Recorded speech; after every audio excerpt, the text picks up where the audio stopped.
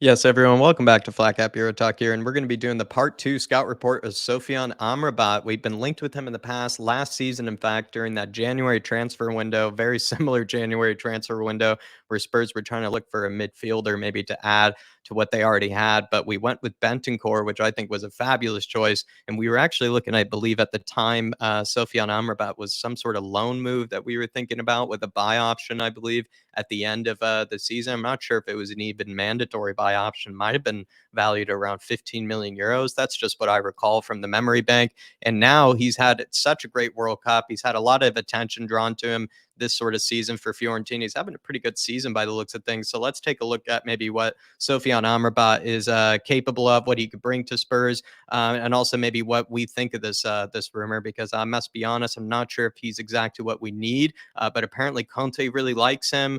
We were linked with him last season, so it only kind of makes sense that after such a good World Cup, that the tabloids are linking us with Amrabat yet again. I believe he's also being linked to the likes of Liverpool too. But let's get this background underway. Born in Weetz, Netherlands, actually born in the Netherlands, like Ziyech was as well. If you didn't know, 26 years old, 6 feet inches, 1.83 meters tall. His youth club was over at Utrecht, actually, in the Netherlands. He plays as a CDM, I would say mostly, but can play as a center midfielder. Valued around 10 million euros, according to Transfermarkt. I don't really think that's a fair evaluation. I feel like he's probably now, after these sort of World Cup sort of attention and really great performances from Morocco as well as him, I think he's probably going to be maybe going for around 25 million euros to 40 million euros, kind of in that sort of range is what I sort of see, especially with maybe some of the attention he's gotten from Fabrizio Romano and kind of big names in kind of the transfer industry, let's say. Contract expires in 2024. As well. Let's take a look at the stats, though, and kind of see what maybe Amrabat is all about, especially this season. We're taking a look at maybe how he compares to all midfielders, all central midfielders, excuse me, in this season for the Serie A. So in this 2022-23 season, comparing him to all central midfielders, he's played 13 matches so far, 815 minutes, which only actually calculates to around 66 minutes, I think, or something like that per 90. So that means he's not actually playing full 90 minutes, or he hasn't played 11 or 12 full 90-minute games. He's definitely been subbed off a few times by the looks of things. 0 goals, 0 assists so far this season. He's done really well in a lot of the passing metrics. He's completing the most passes, as well as some of the most long passes of any central midfielder in the Serie A per 90. He's playing some of the most progressive passes of any central midfielder in the Serie A per 90 at this moment in time. His shot creating actions are a little bit low, and I think that has to do with the fact that I don't really see him as a very creative sort of midfielder, a guy that can play that creative pass, or a guy that can play that killer pass in between the lines or breaking the lines in behind, whatever it may be, to sort of kind of unlock a team. I don't really think Amrabat is that type of player, but he does seem to have a really good sort of knack to get play going, to maybe get the tempo going. Switches play really well by the looks of things too, with some of the stats, and from what I've seen from him, his passes into the final third are quite high. He's in the top percentile there of any central midfielder, so he is having maybe, in all due respect to him, and maybe I should probably show a bit more respect to him, a much better sort of kind of passing sort of season from that central defensive midfield position, where he is, I think, maybe a bit more of a deep line kind of combative midfielder, but also maybe seen as a bit of a playmaker for them. I haven't watched too much of Fiorentina this season. I'm a bit partial to them just because I do like a lot of their players of the past. I think they've always had a lot of really brilliant players, from Bernardeschi to Jovetic and Ilicic. I think at some stage was there as well. A lot of good itches have played over at the likes of Fiorentina. But I really do enjoy them, and I haven't been able to catch much of them. But I have seen some of Amrabat in the Serie A before. We even were linked with him in the past, so I have a decent idea of what type of player he is. And I think with the benefit of these stats, certainly we're getting an idea of what he brings. Doesn't really rank too high, though, with the tackles and interceptions this season, or with aerials won. And that maybe shows that perhaps Fiorentina are having a bit more of the ball. And also, he's not really needing, I guess, to be nearly as defensively active, you could say. But I think he is a very good combative defensive midfielder. He's really mobile, knows how to get around. That's for sure. Let's compare him quickly to the likes of Højbjerg. Passes completed, Højbjerg is completing more, but I believe Amrabat actually has a higher passing percentage or higher, success passing, or you know what I'm trying to say, long passing. It's actually more Amrabat's able to complete per 90 through balls, though. This is what I kind of meant with Amrabat. He doesn't really have that sort of killer eye for a pass to unlock a team or can play really in behind or through the lines or anything. I feel like that's more maybe. It's not even really Højbjerg's main strength, but Højbjerg is certainly better at that than I would say than Amrabat. And that's definitely shown through the fact that Højbjerg has played, I think, 4 through balls already this season, completed 4 through balls already this season, which is actually quite high for any midfielder, I believe, in the Premier League thus far. Whereas Amrabat has completed none in the Serie A, which shows that Højbjerg is able to play in behind and also through the middle and just in between the lines a bit maybe better than the likes of Amrabat. Also maybe because there's that space to play in between the lines for the likes of Spurs. Passes into the final third though, Amrabat much higher there.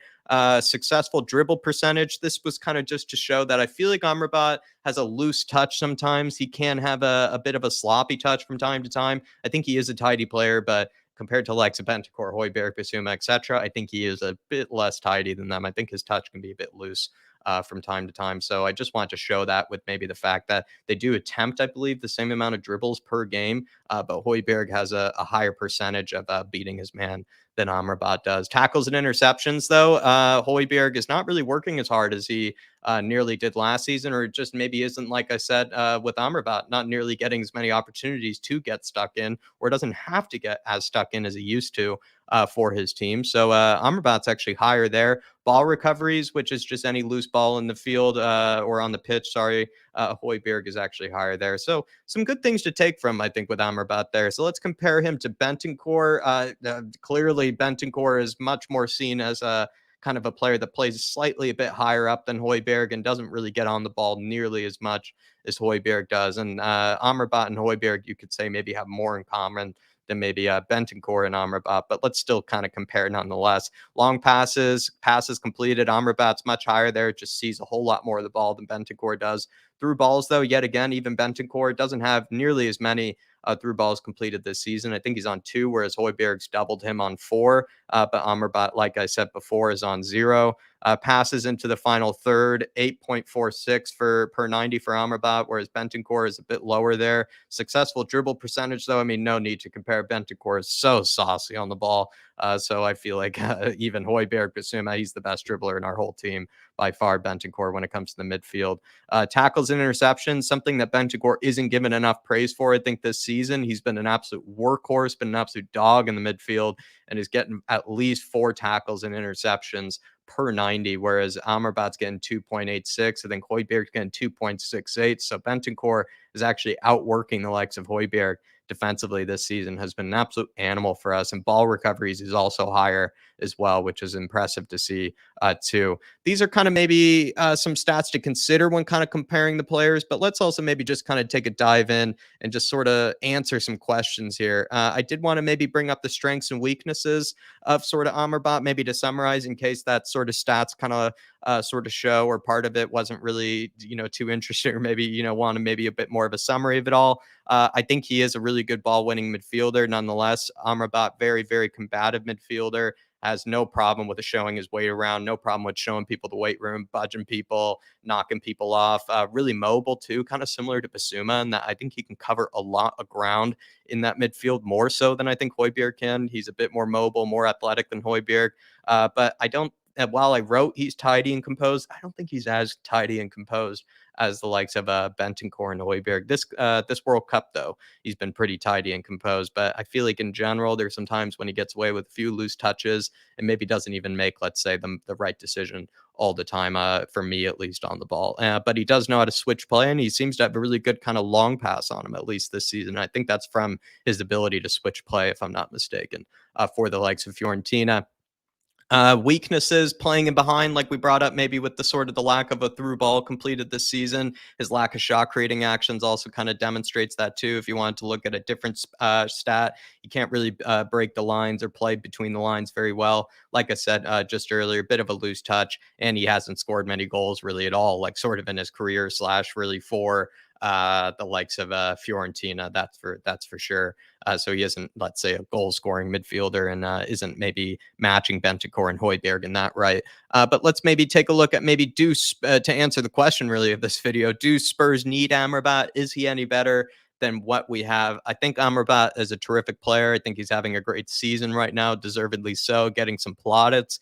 But we're very stacked and saturated, I think, in that midfield position, especially that defensive midfield position. We have Basuma, we have Højbjerg, Bentancur can play there, Skip can play there.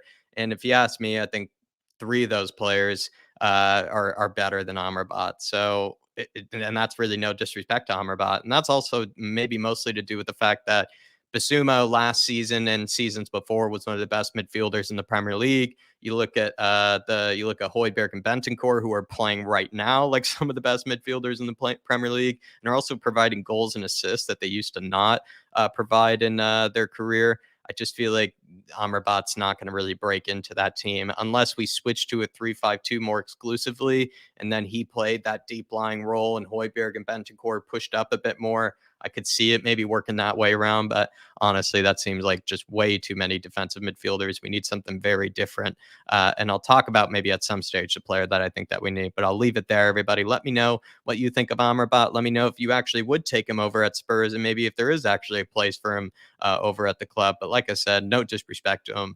I just kind of feel like we're a bit too saturated, a bit too kind of stacked in that position right now. And Højbjerg and Bentancur are having such good seasons that sort of maybe a tough time to sort of try to break your way into that starting 11. But let me know, everybody, what you think of Sofyan Amrabat, and let me know what you think of this video. Hit that like button on your way out, and I will be seeing you. Come on, you Spurs.